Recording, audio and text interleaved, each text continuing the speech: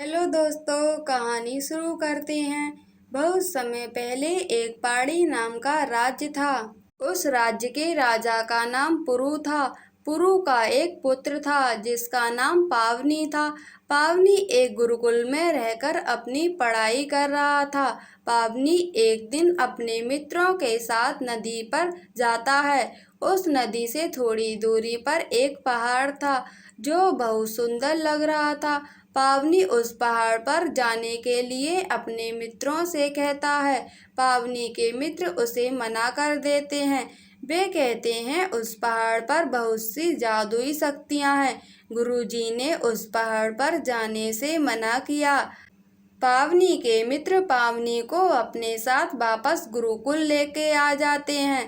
पावनी गुरुकुल में आ गया था, पर उसका मन तो उसी पहाड़ पर जाने का कर रहा था। रात को जब सभी लोग सो जाते हैं तो पावनी चुपके से उस पहाड़ पर चला जाता है। पावनी पहाड़ पर जाकर देखता है कि वहां पर बहुत सारे फूल हैं और बड़े बड़े जुगनू हैं, जिससे पूरा पहाड़ जगमगा रहा है। पूरे पहाड़ पर फूलों की बहुत अच्छी खुशबू आ रही थी। तभी वह पहाड़ों के बीच में एक जगह देखता है जो पूरी फूलों से भरी है, मानो फूलों का कोई बिस्तर लगा हो। तभी आसमान से कुछ परियां उस फूलों के बगीचे पर आ जाती हैं। पावनी ये देखकर छुप जाता है।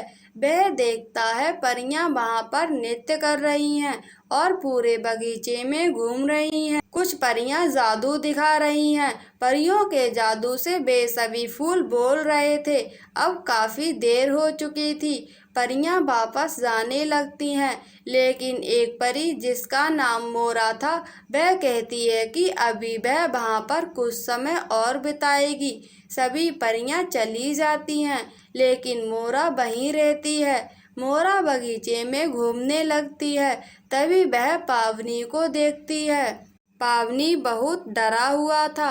वह मोरा से कहता है कि वह उसे जाने दे, वह वापस यहाँ कभी नहीं आएगा। लेकिन मोरा कहती है कि वह यहाँ क्या कर रहा है। पावनी कहता है, मैं तो सिर्फ यहाँ घूमने आया था। मोरा और पावनी बातें करने लगते हैं। तभी मोरा को पता चलता है कि पावनी एक राजकुमार है। मोरा पावनी को बताती है कि वह भी राजकुमारी है और दोनों की दोस्ती हो जाती है। अब सुबह होने वाली थी। पावनी वापस गुरुकुल आ जाता है और मोरा भी चली जाती है। मोरा जब अपने महल पहुंचती है तो उसकी माँ कहती है कि इतनी देर तक महल से बाहर ना रहे।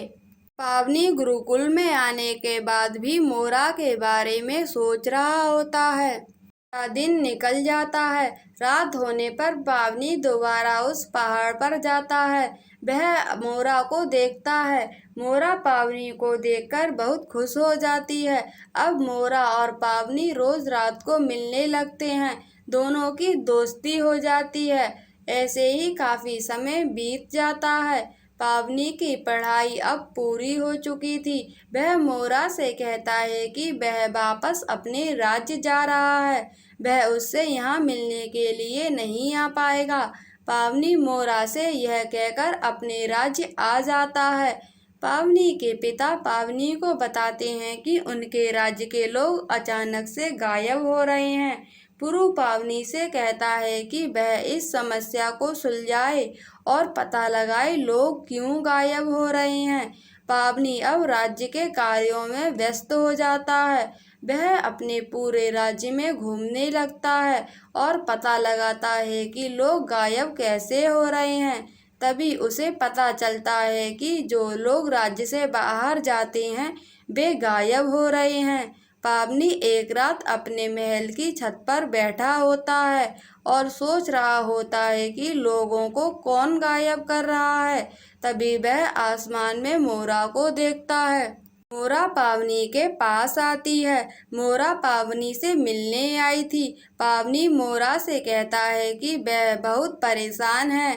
उसके राज्य के लोग अचानक से गायब हो रहे हैं, पर उसे पता ही नहीं चल रहा लोगों को गायब कर कौन रहा है। तभी मोरा बताती है कि उसके राज्य से दूर जो काली पहाड़ी है वहाँ पर एक राक्षस रहता है जो लोगों को खा जाता है। ये सुनकर तो पावनी बहुत डर जाता है और मोरा से कहता है उस राक्षस को कैसे मारा जाएगा। मोरा बताती है यदि उस राक्षस की गर्दन काट दी जाए तो वह मर जाएगा, लेकिन राक्षस बहुत बड़ा है, तुम उसकी गर्दन काटोगे कैसे। पावनी मोरा से कहता है क्या तुम मुझे उस राक्षस को दिखा सकती हो, वह कितना बड़ा है। मोरा पावनी को लेकर काली पहाड़ी पर आती है। पावनी देखता है कि राक्षस बहुत बड़ा है। तभी राक्षस मोरा और पावनी को देख लेता है और एक पिंजरे में डाल देता है। पावनी बहुत मुश्किल से बचता हुआ अपने महल आ जाता है, लेकिन उसने मोरा को राक्षस की कैद में डलवा दिया था। पावनी को बहुत दुख हो रहा होता है। बहुत सोचने लगता है कि राक्षस को कैसे मारा जाए। पावनी एक हलवाई के पास आता है और उसे एक लड्डू बनाने का आदेश देता है। पावनी कहता है लड्डू इंसान की तरह दिखना चाहिए और लड्डू के अंदर नुकीली तलवारें होनी चाहिए। हलवाई ऐसा ही लड्डू पावनी को बनाकर देता है। पावनी एक तख्ती की गाड़ी पर लड्डू रखकर उसे राक्षस की पहाड़ी के पास लेकर आता है और खुद छुप जाता है। राक्षस घूमता हुआ आता है और वह लड्डू को देखता है।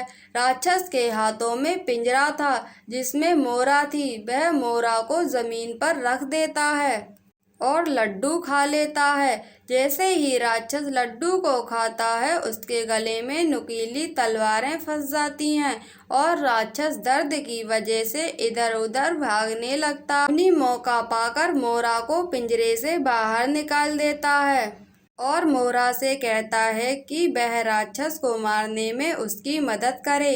मोरा पावनी को लेकर राक्षस के पास आ जाती है। पावनी अपनी तलवार से राक्षस की गर्दन काट देता है। गर्दन कट जाने पर राक्षस मर जाता है। अब पावनी मोरा से कहता है कि वह उससे शादी करना चाहता है। मोरा भी पावनी से शादी करना चाहती थी। दोनों खुश थे। पावनी मोरा को लेकर अपने महल आ जाता है और मोरा से शादी कर लेता है। ऐसे ही और कहानियाँ सुनने के लिए चैनल को सब्सक्राइब कीजिए और वीडियो को लाइक कीजिए।